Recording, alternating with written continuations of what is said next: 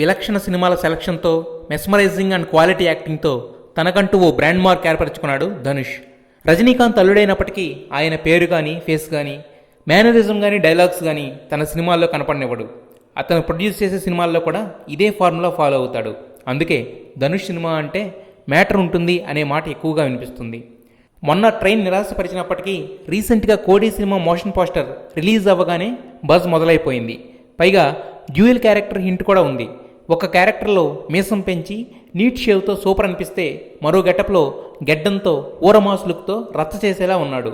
మొత్తానికి మోషన్ పోస్టర్తోనే తన మార్క్ చూపిస్తున్న ధనుష్ సరసన హీరోయిన్స్గా త్రిష, ప్రేమం బ్యూటీ అనుపమ పరమేశ్వరన్ అలరించనున్నారు. దీపావళికి రిలీజ్ అవుతున్న ఈ సినిమాతో హిట్ కొట్టి తీరాలని కసిగా ఉన్నాడు ధనుష్.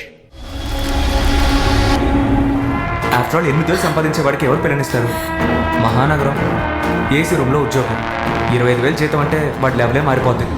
నువ్వు కాలేజ్లో ప్రపోజ్ చేసినప్పుడు నాకు ఇష్టం లేదని చెప్పేశాను. ఎన్నారా నేను ఓపిక పట్టగలను?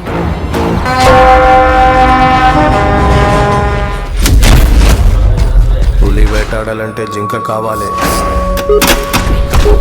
జింక కాలింగ్ పులి.